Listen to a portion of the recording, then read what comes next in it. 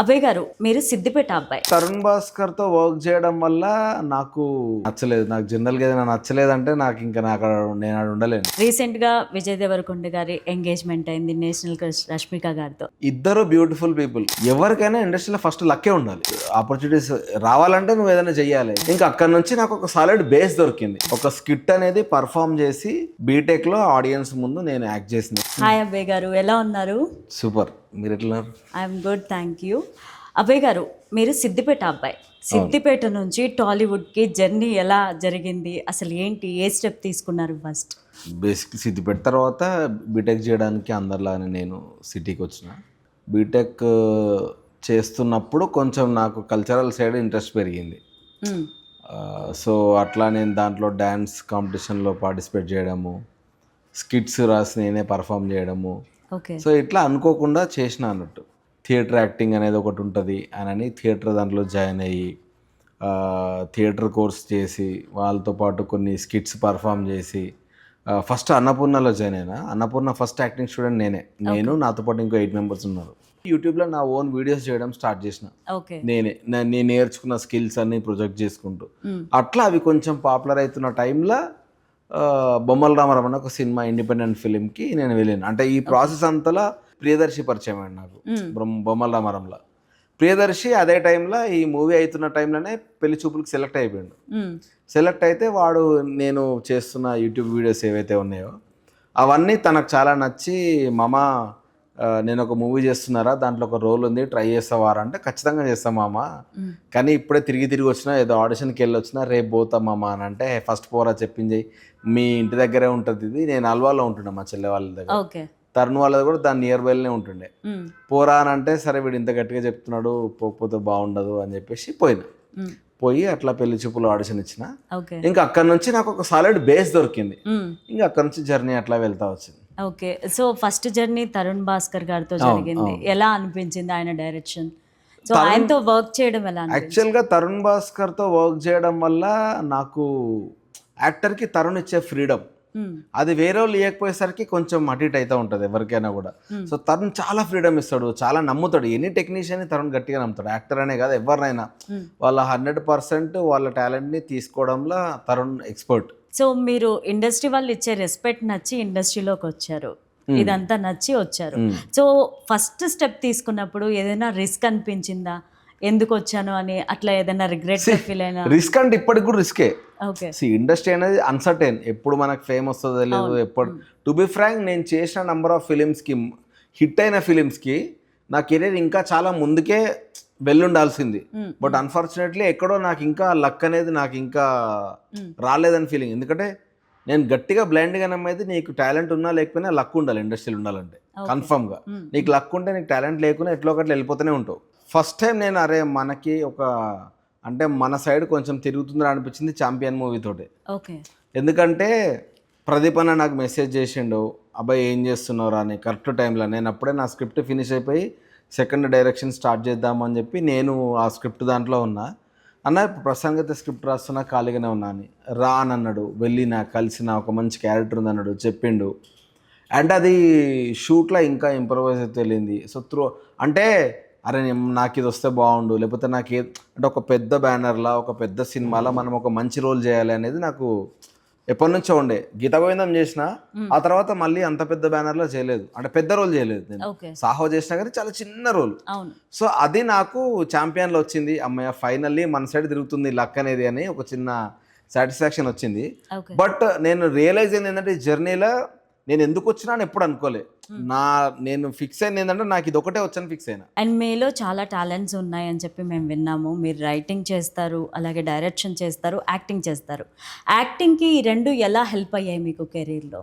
First thing, I mean నేను చెప్పాలంటే రైటర్గానే, అంటే స్క్రిప్ట్ చెప్పిన కదా, ఒక స్కిట్ అనేది పర్ఫామ్ చేసి బీటెక్లో ఆడియన్స్ ముందు నేను యాక్ట్ చేసిన. సో సేమ్ టైంలో నేను వాళ్ళకి డైరెక్ట్ చేసిన. ఓకే. అంటే నా జూనియర్స్ కొందరిని తీసుకుని అరే నువ్వు ఇట్లా చేయి అని చెప్పి చేసిన. సో ఎప్పుడైతే నేను చేసినో జనాలు అందరూ దాన్ని రిసీవ్ చేసుకున్నారు. ఈ మొత్తం ప్రాసెస్లో నాకు తెలిసింది నేను జనాలని ఎంటర్టైన్ చేయగలుగుతా అనేది నాకు అర్థమైంది. సో రైటింగ్ స్టెప్ అనేది ఒకటి వచ్చింది. అప్పుడే నేను గైడ్ చేస్తున్నా వాళ్ళకి. డైరెక్షన్ కూడా అన్నా నేను, ఎందుకంటే అప్పటికి నాకే తెలియదు. బట్ నేను గైడ్ చేసిన, నువ్వు ఇట్లా చేయి అని. సో ఈ 2 పాయింట్స్ నాకేం తెలిసిందంటే మనము ఏం బెటర్ చేయొచ్చు అనేది తెలిసింది. సో నీకు ఎప్పుడు రైటింగ్ అనేది నీకు వచ్చినా మనకి ఎక్కడ హెల్ప్ అవుతుంది అంటే, డైరెక్షన్ పక్కన పెడితే ఒక స్క్రిప్ట్ చదివినప్పుడు మన క్యారెక్టర్ ఒక ఫ్లోలో వెళ్తుందా లేకపోతే ఏదైనా మిస్ అవుతుందా అని మనం అర్థం చేసుకుంటాం కదా. సో అది మనం డిస్కస్ చేయడానికి ఉంటుంది. రెండోది మనం ఇంప్రవైజ్ చేయడానికి ఉంటుంది. సో ఇండస్ట్రీలో ఎక్కువ కాలం ఉండాలి అంటే లక్ ఉండాలి, అలాగే ఏమేం క్వాలిటీస్ ఉండాలి ఒక యాక్టర్గా? సి ఎవరికైనా ఇండస్ట్రీలో ఫస్ట్ లక్కే ఉండాలి. మిగతా అన్ని దాని ఏమంటారు ఎక్స్ట్రా, ఓకే, మిగతా అన్ని బోనస్ అన్నట్టు. నువ్వు బెటర్ యాక్ట్ చేస్తే ఇంకా జల్లి వెళ్తావు. లక్ ఫ్యాక్టర్ అనేది ఖచ్చితంగా ఉండాలి. దాని మీద మనకున్న స్కిల్ ఉన్నది కదా, అది లాంగ్ రన్ తీసుకొని వెళ్తుంది మనల్ని. Okay. And me upcoming movie champion విషయానికి వస్తే మీ రోల్ ఎలా ఉండబోతుంది? చిన్న క్లూ ఏదన్నా ఇవ్వండి. సి అంటే అంటే ఇది చాలా ఎర్లీ అవుతుంది చెప్పడానికి, బట్ ఒకటైతే చెప్పగలుగుతా, మంచి రోల్ అదొకటే చెప్పగలుగుతా. ఛాంపియన్ సినిమాలో ఒక 6-7 సెంట్రల్ క్యారెక్టర్స్ ఉంటే నాది వన్ ఆఫ్ ద క్యారెక్టర్ అందులో. అండ్ తన యాక్టింగ్ ఎలా ఉంది అంటే రోషన్ గారి యాక్టింగ్ ఏ విధంగా ఉంది? అంటే మీరు పెద్ద హీరోస్తో చేశారు, అండ్ తను చిన్న హీరో అండ్ ఒక హీరోకి కొడుకు, తన యాక్టింగ్ ఏ విధంగా ఉంది? నాకు తనలో బాగా నచ్చింది కసి.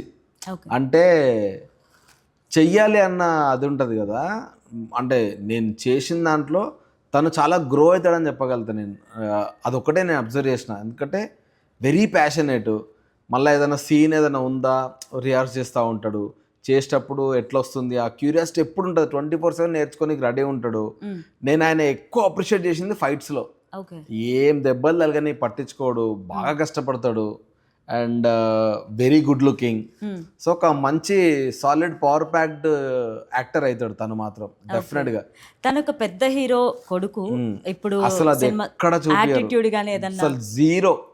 ఎంత మంచిగా బలకరిస్తాడు అంటే సెట్లో అందరినీ బలకరిస్తాడు. ఎంత ఎదిగినా ఒదిగుండాలంటారు కదా, ఆయన బెస్ట్ ఎగ్జాంపుల్. అందరూ స్టార్ కిడ్స్ అట్లే ఉంటారు. ఇప్పుడు రామ్ చరణ్ గారు అట్లే ఉంటారు, అల్లు అర్జున్ గారు అట్లే ఉంటారు. నేను వాళ్ళని మాత్రమే చూసిన, మిగతా అందరిని చూడలేదు. నా చైతన్య గారిని చూసాను, నేను వర్క్ చేయలేదు కానీ అన్నపూర్ణలో అప్పుడప్పుడు.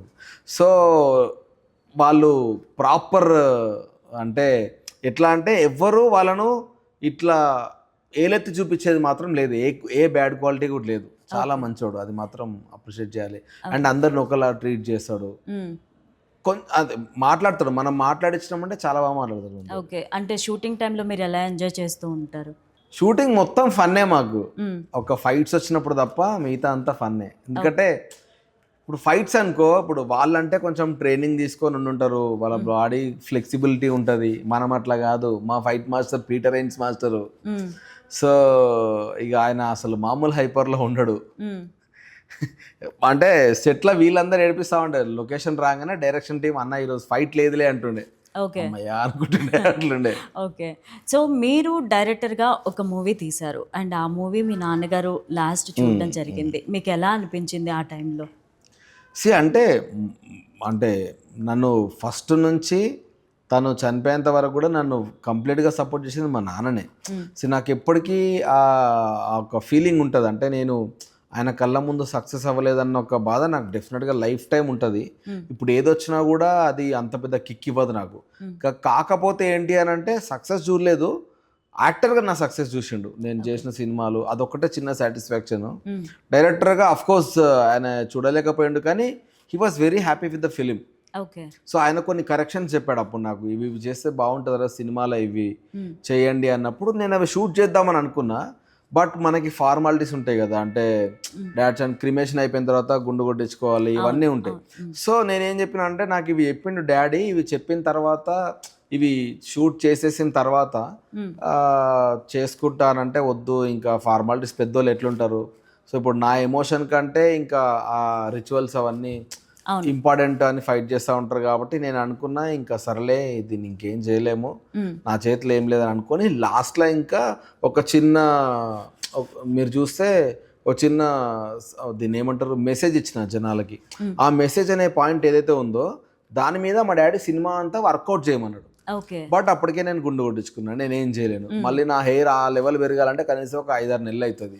బట్ నా గురించి సినిమా ఆపుకోలేను కదా నేను. అవును, ఆఫ్టర్ మీరు కొంచెం గ్యాప్ తీసుకున్నట్టున్నారు మూవీస్. సో అట్లా ఆపుకోలేను కాబట్టి ఇంకా దాన్ని అట్లే రిలీజ్ చేయాల్సి వచ్చింది. ఓకే. బట్ ఆయన చెప్పిన పాయింట్ చాలా రివ్యూలలో చెప్పారు. వీడు ఎండ్ చెప్పిన పాయింట్ బాగుంది, తీసుకున్న పాయింట్ బాగుంది, మధ్యలో ఆ మెసేజ్ కొంచెం కన్వే అవ్వాలి, అక్కడక్కడ డివేట్ అయిందని చాలా రివ్యూస్లో చదివినా నేను. సో డైరెక్టర్గా మీకు ఏ డైరెక్టర్ ఇష్టం అండ్ యాక్టర్గా మీకు ఏ డైరెక్టర్ ఇష్టం? నాకు పర్టికులర్గా ఈ యాక్టర్ ఇష్టం, ఈ డైరెక్టర్ ఇష్టం అనేది ఏం లేదు. ఎందుకంటే నేను సినిమాగా చూసి ఎంజాయ్ చేస్తా. ఇప్పుడు రాజమౌళి గారి సినిమాలు చూస్తా, విశ్వనాథ్ గారి సినిమాలు చూస్తా. నాకేంటంటే నాకు మూడ్ని బట్టి, ఇప్పుడు నాకు క్రైమ్ చూడాలనిపించింది అనుకోండి, నాకు అంత మెమరీ పవర్ ఏముండదు. ఇట్లా ఈ డైరెక్టర్ క్రైమ్ తీసాడు అట్లా ఏముండదు. డైరెక్ట్ బెస్ట్ క్రైమ్ మూవీస్ అని IMDb గూగుల్లో కొడతా, దాంట్లో టాప్ లిస్ట్లో నేను చూడని ఏ ఉన్నాయో చూస్తా, అవి ఎత్తుకొని చూస్తా అంతే. ఆ సినిమా ఆ టైంకి నన్ను ఎంటర్టైన్ చేసిందా లేదా అంతే. సరే పోన్లే, అది కాదు. ఇప్పుడు డైరెక్టర్గా మీకు ఏ డైరెక్టర్తో వర్క్ చేయడం ఇష్టం అండ్ యాక్టర్గా ఏ డైరెక్టర్తో వర్క్ చేయడం ఇష్టం, ఇది చెప్పండి పోనీ. డైరెక్టర్గా ఏ డైరెక్టర్ తోట ఏ డైరెక్టర్తో వర్క్ చేయడం అంటే ఆయన ఇన్స్పిరేషన్గా తీసుకొని ఆయనలాగా చేయడం, ఎవరంటే ఇష్టం అలాగా? నా ఆల్ టైమ్ ఫేవరెట్ సంగీతం శ్రీనివాస్ గారు. ఓకే. సో ఆయన చేసిన మిరకిల్స్ ఏవైతే ఉన్నాయో అవి నాకు all time favourite. So top అంటే నా మట్టికి సంగీతం గారు. సో యాక్టర్గా అంటే ఏ డైరెక్టర్తో అయినా చేస్తాను నేను. So what about your family life, wife, kid, పాప ఉంది, పాప చాలా క్యూట్ పాప, నేను చాలా వీడియోస్ చూసాను మీవి. And love marriage, arranged marriage? అంటే లవ్ కమ్ అరేంజ్డ్. లవ్ అంటే ఐ మీన్ నాకు పెళ్లి సంబంధాలు చూద్దామని స్టార్ట్ చేసినప్పుడు మ్యాట్రిమోనీలో నేను నా ప్రొఫైల్ తనకి నచ్చి, తన ప్రొఫైల్ నాకు నచ్చి మేము ఓకే అనుకున్నాం. బట్ సినిమా అనేసరికి కొంచెం వాళ్ళు బ్యాక్ స్టెప్ వేసినారు కానీ తర్వాత ఒప్పుకున్నారు. సో అట్లా ఏం చెప్పి ఒప్పించారు? ఏం లేదు, ఐ మీన్ తనకి నా బిహేవియర్ నచ్చింది, నా క్యారెక్టర్ నచ్చింది. అండ్ ఆమె ఒకటే మాట అన్నది, నీ దగ్గర టాలెంట్ ఉందని నేను నమ్ముతా. అండ్ అప్పుడు గీతా గోవిందం రిలీజ్ అయింది అండ్ ఇంకో 2-3 సినిమాలు ఏవో చూసింది తను. సో నీ దగ్గర టాలెంట్ ఉంది, ఇండస్ట్రీ అనేది అన్సర్టైన్, నాకు నువ్వు ఎంత సంపాదిస్తావు ఏందనేది నాకు డజంట్ మ్యాటర్, నాకు జస్ట్ మంచిగా చూసుకొని నాతో మంచిగా ఉంటే చాలు అన్నదే తన మెయిన్ పాయింట్ ఉండే. సో అట్లనే స్టార్ట్ అయింది. అంటే నాకేంటంటే ఇండస్ట్రీ అంటే ఫస్ట్ నీకు రెస్పెక్ట్ ఉంటే చాలు అనేది నా పాయింట్. అంటే ఇండస్ట్రీ వల్ల అని ఒక ముద్ర వేసేస్తారు కదా మనకి ఎక్కడికి పోయినా కూడా. నాకు అది ఫస్ట్ ఆఫ్ ఆల్ అది నచ్చదు. ఎందుకంటే అది మనిషిని బట్టి ఉంటుంది తప్ప కానీ ఒక ఇండస్ట్రీని బట్టి ఉండదు. నువ్వు చేస్తున్న జాబ్ని బట్టి నీ క్యారెక్టర్ డిసైడ్ చేయొద్దు ఎవరు. సో అట్లా తను అన్నది. సో అట్లా మా ఇద్దరికి సింక్ అయింది, దెన్ చాలా క్లోజ్ అయిపోయినాం, దెన్ ఇంక ఇంట్లో ఒప్పించుకున్నాం మేమే. సో ఇప్పుడు ఎలా ఉంది పాప పుట్టిన తర్వాత, లైఫ్ ఎలా టర్న్ అయింది? లైఫ్ చాలా బాగుంది. సో నా సగం స్ట్రెస్ రిలీఫ్ మా పాపనే. ఓకే. మా వైఫ్ అంటే ఆమె ఎఫర్ట్స్ చాలా ఉన్నాయి. ఏంటి అంటే పాప పుట్టిన తర్వాత పేరెంటింగ్ కోర్స్ చేసింది, నేర్చుకొని సో ఆ బేసిక్స్ అన్ని తన పాపకు చెప్పడం. సో దానివల్ల పాప ఏంటంటే కొన్నిసార్లు చాలా మెచ్యూర్డ్గా బిహేవ్ చేస్తుంది. మనం బయటకు వెళ్ళి వస్తే మనల్ని హక్ చేసుకోవడము, మన సిచ్యువేషన్ చూసి వాటర్ కావాలంటే తీసుకొచ్చి ఇవ్వడం, ఇవన్నీ మనం చెప్పేది కాదు. అంటే పెద్దోళ్ళు ఎట్లా రియాక్ట్ అవుతారు బయటకు వెళ్ళి వస్తే. సో ఆ టైపు తను కొన్ని చేస్తూ ఉన్నప్పుడు నాకు భలే అనిపిస్తుంది. So credits to my wife. అంటే నేను ఎంతసేపు మంది ఎట్లుంటే స్ట్రగ్లింగ్ పీరియడ్ అంతా ఎటు వెళ్ళినాము, ఆఫీస్కి వెళ్ళినాము, వచ్చినాము, చేసుకున్నాము. సో పాప వచ్చిన తర్వాత నాకు బాగా ఏంటి అంటే నా స్ట్రెస్ చాలా వరకు తనే కామ్ డౌన్ చేసేది. ఓకే. సో అట్లా అండ్ చూడాలి ఇంకెట్లా పోతుంది లైఫ్ ముందుకి. సో విజయ్ దేవరకొండ గారు మీకు ఫ్రెండ్ అండ్ ప్రియదర్శి కూడా, ఇండస్ట్రీలో చాలా మంది ఫ్రెండ్స్ ఉన్నారు మీకు. రీసెంట్గా విజయ్ దేవరకొండ గారి ఎంగేజ్మెంట్ అయింది నేషనల్ క్రష్ రష్మిక గారితో. సో మీరు ఎలా ఫీల్ అవుతూ ఉన్నారు, మీకు ఎలా అనిపించింది ఫస్ట్ వినగానే? అంటే ఐ మీన్ నాకు తెలీదు, ఐ మీన్ అంటే వాళ్ళది అయిందనే విషయం నేను కూడా విన్నా, నేను వెళ్ళలేదు. But very happy. అంటే ఐ మీన్ ఈ దాంట్లో మనం ఏం చేసేదంటే అది ఏముండదు కదా. సో వాళ్ళు ఒకరినొకరు ఇష్టపడి చేసుకున్నారు. And as a person Vijay Deverakonda తెలుసు నాకు, చాలా మంచోడు, చాలా బాగా మాట్లాడతాడు. And same with Rashmika. Okay. ఇద్దరు బ్యూటిఫుల్ పీపుల్. సో వాళ్ళిద్దరు కలిసిరంటే నాకు ఇంకా చాలా మంచి అనిపించింది. ఎందుకంటే ఇండివిజువల్ పర్సనాలిటీస్ ఇద్దరి సేమ్.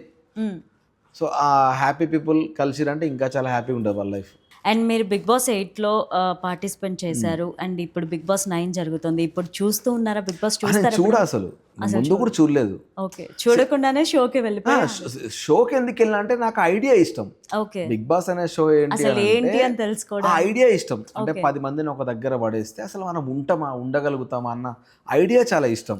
నేను ఎందుకు చూడలేదు అని అంటే, చూడడం అంటే రీల్స్ లా కానీ అప్పుడప్పుడు మా వైఫ్ చూస్తున్నప్పుడు నేను ఒక్కొక్క నాలో నాకే ఉంటది, ఏం చేయాలి, ఏంది ఇండస్ట్రీ, నెక్స్ట్ ఏం సినిమా చేయాలి ఏంటి, ఈ స్ట్రెస్ లో నేను కూర్చొని ఎక్కువ జబర్దస్త్ చూస్తున్నాను నేను. నాకు ఎందుకంటే నాకు స్ట్రెస్ రిలీఫ్ అవ్వాలి. నేను మళ్ళాడ చూసి వీని సపోర్ట్ చేసుకుంటా, వాడిని సపోర్ట్ చేసుకుంటా, ఈ లొల్లి ఇది నేను తీసుకోలేను. కాబట్టి నేను ఎక్కువసేపు ఎంటర్టైన్మెంట్, నన్ను మైండ్ రిలాక్స్ అయ్యే చూస్తున్నాను. మా వైఫ్ రెగ్యులర్గా చూస్తుంది. నేను వెళ్ళే ముందు కూడా చెప్పింది, కొన్ని సీజన్స్ చూడరా, చూస్తే నీకు ఐడియా వస్తుంది అంటే. నేనేమన్నా అంటే, మనం మన లెక్క ఉందాం, నచ్చితే తీసుకుంటారు లేకపోతే వెళ్ళగొడతారు, దాంట్లో ఏమున్నది, వెళ్ళి ఫేక్గా మాత్రం నేను ఉండా అని చెప్పిన అన్నట్టు. సరే నీ ఇష్టం అని అన్నది. సో నేను అంతే వెళ్ళినాము, వచ్చేసినాము. బట్ ఐ ఎంజాయ్డ్ ఉన్న 3 వారాలు. నాకు ఫోన్ లేకుండా నేను బతకగలుగుతాను మాత్రం నాకు కాన్ఫిడెన్స్. ఎందుకు బయట ఎక్కువ యూస్ చేస్తా 24 గంటలు ఫోన్ నా చేతిలోనే ఉంటుంది. లేదంటే అయితే యూట్యూబ్ చూస్తాలే అంటే, సినిమా చూస్తాలే అంటే, ఎవడో మెసేజ్ చేస్తాడు, మాట్లాడుతూ కూర్చుంటా. సో ఇండస్ట్రీలో ఇన్ని రోజుల నుంచి నెట్టుకొస్తున్నారు, అండ్ సక్సెస్ వచ్చినా ఫెయిల్యూర్ వచ్చినా సేమ్ తీసుకుంటున్నారు. సో ఇండస్ట్రీలోకి అవుట్ సైడర్స్ ఎవరన్నా వస్తే వాళ్ళు ఫస్ట్ ఫేస్ చేసే స్ట్రగుల్ ఏంటి మీ దృష్టిలో? కాంటాక్ట్స్ ఉండవు అండ్ రూట్ తెలియదు. ఓకే, సో అది తెలియక చాలామంది స్ట్రగుల్ అవుతూ ఉంటారు. అంటే బ్లఫ్ అయిపోతారు చాలామంది. ఓకే, అంటే రాంగ్ గైడెన్సీ వల్ల చాలామంది ఇండస్ట్రీలో స్ట్రగుల్ అయ్యేటోళ్ళే ఎక్కువ ఉంటారు. సో మీరు డైరెక్షన్ డిపార్ట్మెంట్లో కూడా జాయిన్ అయిపోయారు కాబట్టి, డైరెక్షన్ చేస్తే మీరు ఫ్యూచర్లో ఒక మంచి సినిమా, ఫ్యూచర్లో ఇంకా పెద్ద సినిమా చేస్తే ఏ జోనర్లో చేయాలి అనుకుంటున్నారు?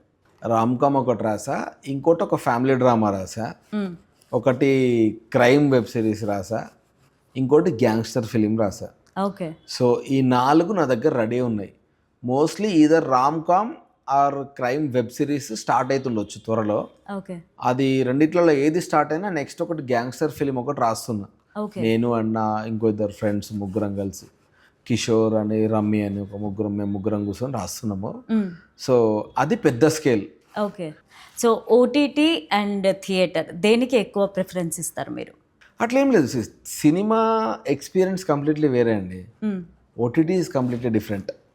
ఎందుకంటే సినిమా నాకు అంటే ఏ సినిమా అయినా బాగుందంటే థియేటర్కి వెళ్ళే చూస్తాను. నా ఫస్ట్ ప్రిఫరెన్స్ థియేటరే. ఓకే, ఆ తర్వాత ఇంకా ఆప్షన్ లేదంటే ఓటీటీలో చూస్తాను. అండ్ ఛాంపియన్ గురించి ఏదైనా మా కోసం ఒక చిన్నది ఏదైనా చెప్పండి. ఛాంపియన్ అనేది ఒక గ్రేట్ ఫిలింగా ఎండ్ అవుతుంది. అంటే 2025 December 25th రిలీజ్ అవుతుంది. ఈ ఇయర్ అనేది చాలా గొప్పగా ఎండ్ అవుతుంది ఆ సినిమాతో. ఓకే, నేను ఎక్కువ చెప్పలేను, కానీ ఒకటైతే గ్యారంటీకి ఇస్తా, ఒక సాలిడ్గా ఎండ్ అవుతుంది 2025. Okay, nice. Thank you so much అబ్బాయి గారు. Thank you for coming and all the very best. Thank you.